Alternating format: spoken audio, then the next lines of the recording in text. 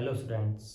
Last class में discuss किया था हमने पॉलिनोमियल्स, और पॉलिनोमियल्स में हमने सीखा था ज़ीरोज़ का कॉन्सेप्ट। इसी चीज़ को आगे बढ़ाते हुए इस लेक्चर नंबर 2 में हम फर्दर क्वेश्चंस डिस्कस करेंगे जो टाइप 2 की कैटेगरी में आते हैं। तो ये पहला क्वेश्चन आपके बोर्ड पे है। क्वेश्चन है, if the sum of the square of zeros of the quadratic polynomial f x is equal to x square minus 8x plus k is 40 and find the value of. तो यहाँ इस question में मुझे एक polynomial दिया हुआ है, polynomial function दिया हुआ है, और इस पॉलिनोमियल फंक्शन के लिए कंडीशन दे रखी है, if the sum of the square of zeros, sum of the square of zeros is 40 then find the value of k. तो लास्ट क्लास में हमने जब पॉलिनोमियल्स डिस्कस किया था तो उसमें जो जीरो का कॉन्सेप्ट था वो कुछ इस तरीके से था। एक रिकॉल ले लेते हैं, a x square plus b x plus c. अगर मुझे इस किस्म की कोई पॉलिनोमियल दिया हो, ठीक है, और मैं मान के चलता हूँ इसके अल्फा और बीटा दो जीरोज हैं, तो कंडीशन हमने क्या सीखी है, सम ऑफ जीरोज मतलब alpha plus beta is equal to minus b over a. और दूसरी कंडीशन हमने सीखी थी product of zero, that is alpha into beta is equal to c by a. तो ये दो कंडीशंस हमने लास्ट क्लास में डिस्कस करी थी, ठीक है। इसी कॉन्सेप्ट को हम इस क्वेश्चन में अप्लाई करेंगे। तो कैसे करना है, देखते हैं। सबसे पहले मैं इस फंक्शन को यहाँ पे लिखूंगा। फंक्शन मुझे दे रखा है f x is equal to x square minus 8x plus k. अब इस फंक्शन में मुझे एक कंडीशन दे रखी है, the sum of the square of zeros. इस कंडीशन पे हम बाद में आते हैं, पहले हम जो कॉन्सेप्ट है वो अप्लाई करते हैं। देखिए, कोई भी अगर कभी भी किसी भी क्वाड्रेटिक पॉलिनोमियल का मैं अगर जीरोस का कॉन्सेप्ट अप्लाई करना हो तो उसके लिए हमारे पास दो ही कंडीशन होती हैं, एक है सम ऑफ जीरो, दूसरा है प्रोडक्ट ऑफ जीरो। अच्छा, इसमें सम ऑफ जीरो का अगर मैं कॉन्सेप्ट लगाऊं तो मुझे पता है alpha plus beta is equal to minus b over a, minus b है मेरे पास माइनस 8 ओवर ए मतलब एक्स स्क्वायर का कोफिशिएंट मतलब 1। तो alpha plus beta is equal to मेरे पास 8 आ गया। तो एक कंडीशन तो ये है मेरे पास, alpha plus beta is equal to. अच्छा, दूसरी कंडीशन मेरे पास है प्रोडक्ट ऑफ जीरो की। तो प्रोडक्ट ऑफ जीरो मतलब alpha into beta is equal to c by a. अब सी कितना है, जो भी मेरे पास एक्स को छोड़ के जो टर्म बचता है मतलब कांस्टेंट टर्म वो सी होता है। तो यहाँ पे वो के सी का काम कर रहा है, तो मैंने इसको लिखा के ओवर ए कितना है एक्स स्क्वायर का कोफिशिएंट, दैट मींस के बाई ए, के बाई 1। अब ये के बाई 1 कहें या इसको के कहें एक ही बात है। तो ये दो कंडीशंस मेरे पास हैं, ठीक है। अच्छा, अब आते हैं क्वेश्चन में जो हमें गिवन कंडीशन दे रखी है। मुझे क्वेश्चन में दिया है the sum of the square of zeros, sum of the square of zero. अच्छा, ऐसे क्वेश्चन को स्टार्टिंग करने से पहले लेट कर लेना चाहिए, let alpha and beta are the zeros of this polynomial. अब if the sum of the square of zeros, sum of the square of zeros मतलब सम ऑफ द स्क्वायर, तो मैं यहाँ पे अप्लाई करूंगा थर्ड कंडीशन को जो given है, sum of the square of zero मतलब मुझे जीरोस का स्क्वायर भी करना है, जीरोस का स्क्वायर भी करना है और उनका सम भी करना है। सम ऑफ द सम, दोनों जीरोस का सम और उनका स्क्वायर। अब इसका अल्फा प्लस बीटा का होल स्क्वायर मत कर देना। Sum of the square of zeros that is alpha square plus beta square is equal to मुझे गिवन है 40। तो ये तीन कंडीशंस मेरे पास यहाँ पे अवेलेबल है। इन तीन कंडीशंस के बेसिस पे मुझे के की वैल्यू को आइडेंटिफाई करना है, या यूँ कहूँ कि स्टैंडर्ड फॉर्म में मुझे सी की वैल्यू निकालनी है। किस तरीके से करेंगे देखते हैं। तो क्वेश्चन को मैं मिटा देता हूँ, सिर्फ ये तीन कंडीशंस की हमें ज़रूरत पड़ेगी।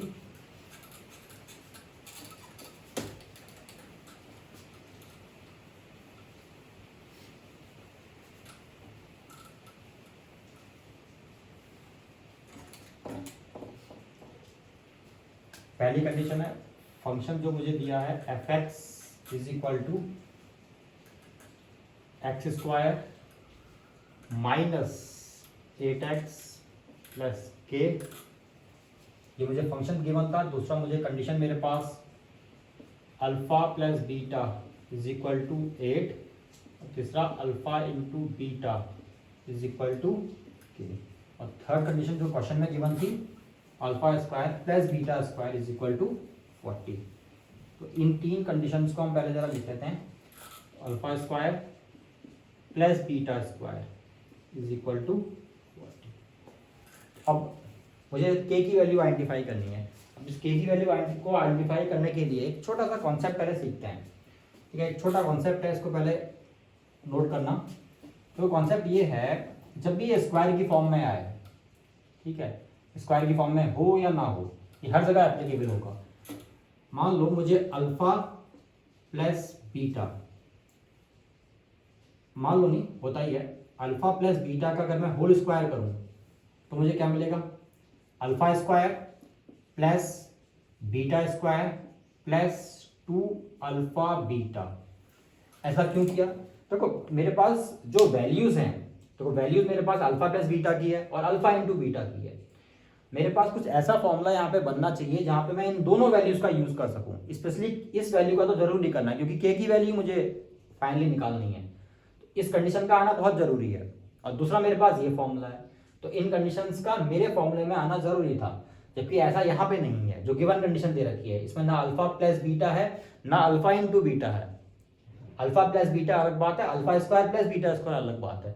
इस कंडीशन को हम यहाँ पे अप्लाई नहीं कर सकते हैं। बच्चे ये गलती करते हैं कि अल्फा प्लस बीटा के लिए इस कंडीशन को यूज कर लेते हैं, ऐसा नहीं होगा। Alpha plus beta is equal to 8 है, तो अल्फा प्लस बीटा ही होना चाहिए आपके पास। तो अकॉर्डिंग टू फॉर्मूले में, फॉर्मूला हमने एक यहाँ पे कंस्ट्रक्ट किया, अल्फा प्लस बीटा का whole square, that is alpha square plus beta square plus 2 alpha beta. अब इस फॉर्मूले की खासियत क्या है? तो इसमें अल्फा प्लस बीटा का होल स्क्वायर जो गिवन कंडीशन थी वो भी आ गई, अल्फा इंटू बीटा मतलब के भी इंट्रोड्यूस हो गया। तो यहाँ पे अब ये क्वेश्चन सॉल्व करना थोड़ा इजी हो जाएगा। तो बेसिकली हम करेंगे क्या, हम इस गिवन कंडीशन का ही यूज करेंगे। तो इस कंडीशन को मैं यहाँ पे लिखता हूँ, alpha square plus beta square is equal to 40। इस गिवन कंडीशन को यूज करना है। अब alpha square plus beta square की जगह पे मैं क्या यूज कर सकता हूँ? देखो अल्फा प्लस बीटा का whole square is equal to ये टर्म आया था, मुझे सिर्फ alpha square plus beta square, definitely मैं इस टर्म को अगर इधर लेके जाऊंगा, इस टर्म को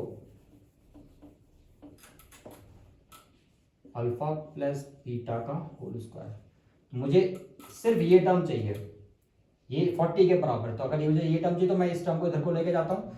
तो मेरे पास जो यहाँ पे alpha square plus beta square का जो रिप्लेसमेंट बचेगा वो क्या बचना चाहिए? अल्फा प्लस बीटा का whole square minus 2 alpha into beta is equal to 40। आई बात समझ में? ठीक है, एक बार और समझ लेते हैं। तो ये मेरे पास स्टैंडर्ड फॉर्मूला है, मुझे alpha square plus beta square is equal to 40 given था। तो मैंने क्या करा, अल्फा स्क्वायर प्लस बीटा स्क्वायर को एक जगह रहने दिया और इस वैल्यू को यहाँ पे लेके आया। दैट मीन्स इसका रिप्लेसमेंट ये हो जाएगा इज इक्वल टू 40। अब ये सारी वैल्यूज मेरे पास हैं। मेरे पास अल्फा प्लस बीटा भी है, 8 का square minus 2 times alpha into beta, ये भी है k इज इक्वल टू 40। अब यहां से मैं k की वैल्यू बड़े आराम से आइडेंटिफाई कर सकता हूं। तो अभी आगे सॉल्व करना सिंपल अलजेब्रा। 8 का square 64 minus 2k is equal to 40। 2k को यहां लेके जाएंगे, 40 को यहां लेके आएंगे, तो फाइनली जो बचेगा 64 minus 40, 64 minus 40 is equal to 2k। 64 minus 40 16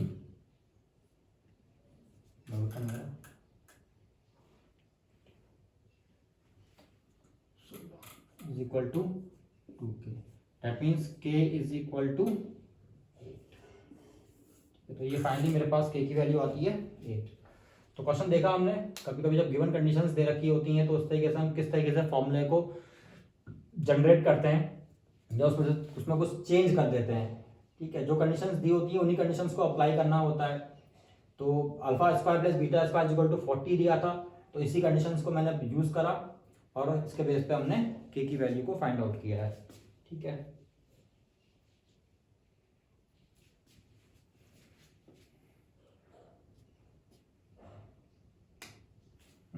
गलती कर दी, 24 था ये, sorry. That means k is equal to 12।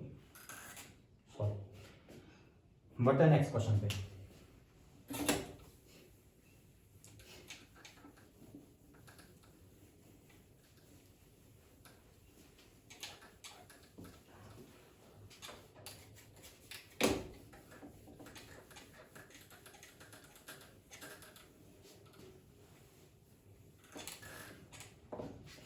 इसके बेस का एक क्वेश्चन और लेते हैं। क्वेश्चन है if alpha and beta, if alpha and beta are zeros of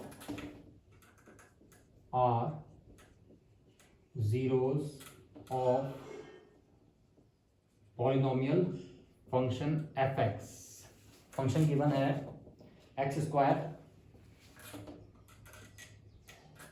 minus 5x plus के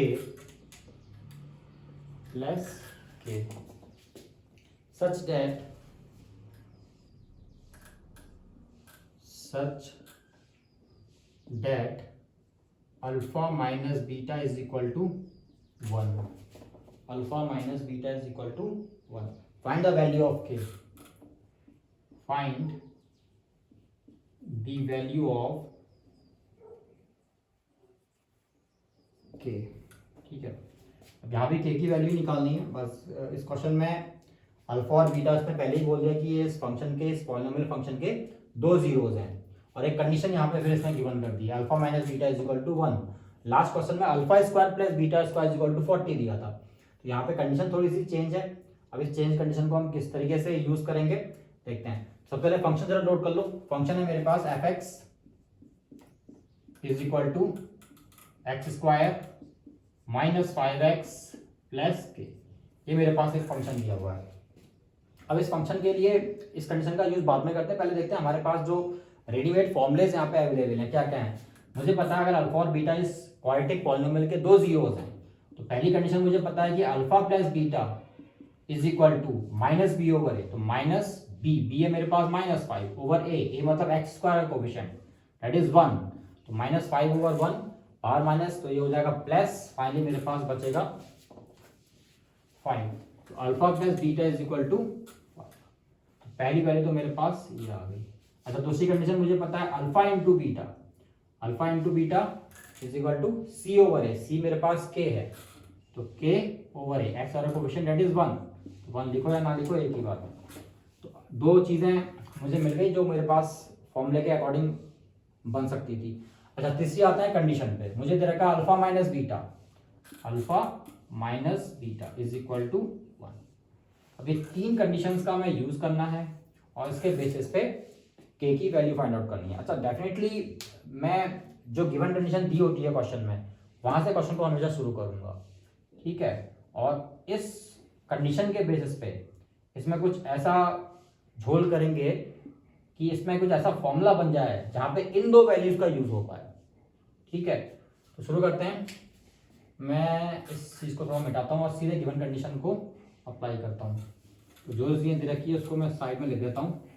तो हमारे पास जो जो चीजें अवेलेबल थी, सम ऑफ जीरो और product of zero, alpha plus beta is equal to 5 and alpha into beta is equal to के।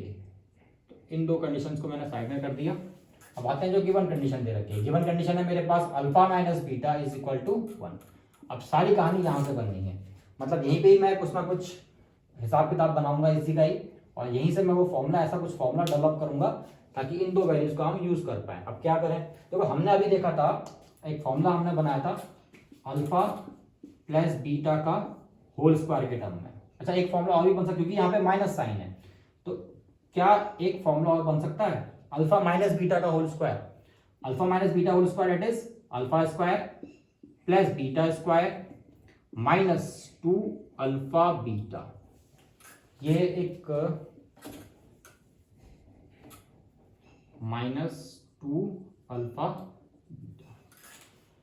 अब प्रॉब्लम क्या है, प्रॉब्लम ये है कि मेरे पास गिवन कंडीशन तो ये है, क्वेश्चन तो यहीं से शुरू होगा, सॉल्यूशन इसका यहीं से शुरू होगा।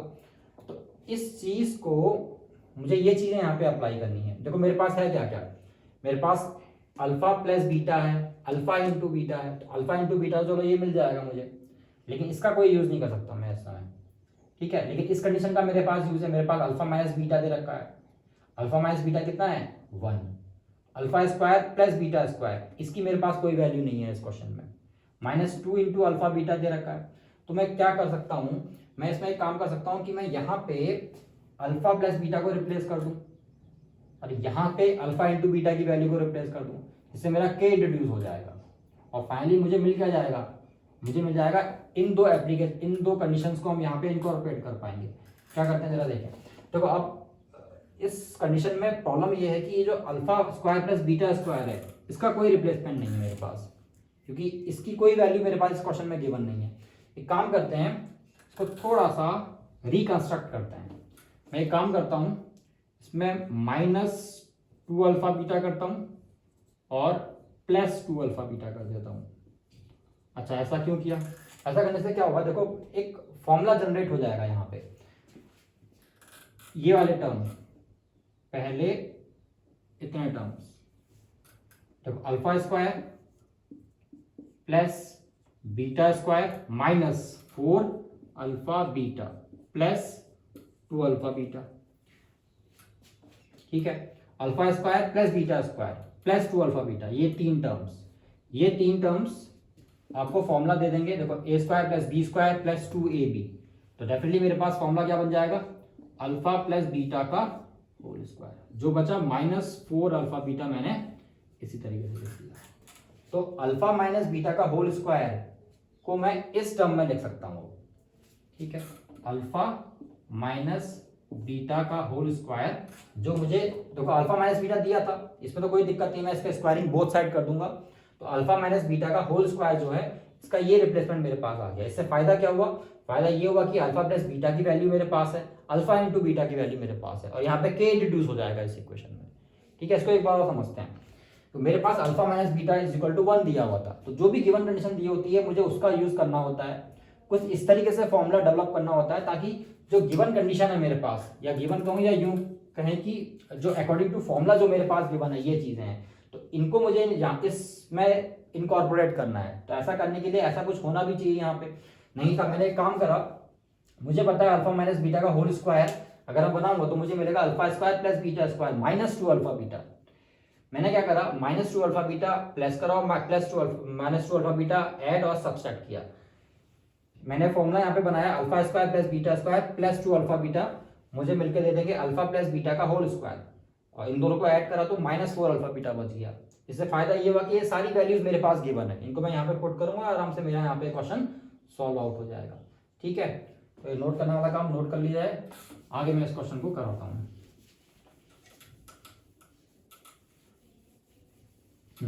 तो ऐसी कंडीशन बनाने के लिए डेफिनेटली मुझे क्या करना पड़ेगा, स्क्वायरिंग बोथ साइड, जो भी गिवन कंडीशन दे रखी थी, स्क्वायरिंग बोथ साइड। तो अल्फा माइनस बीटा का होल स्क्वायर की जगह पे मैं ये वैल्यू का यूज करूंगा, मतलब alpha plus beta whole square, इसकी जगह पे ये चीजें यूज कर रहे हैं, -4 alpha beta is equal to 1 का स्क्वायर 1 ही रहेगा, अब इसका कोई काम नहीं है, इसको मिटा देते हैं।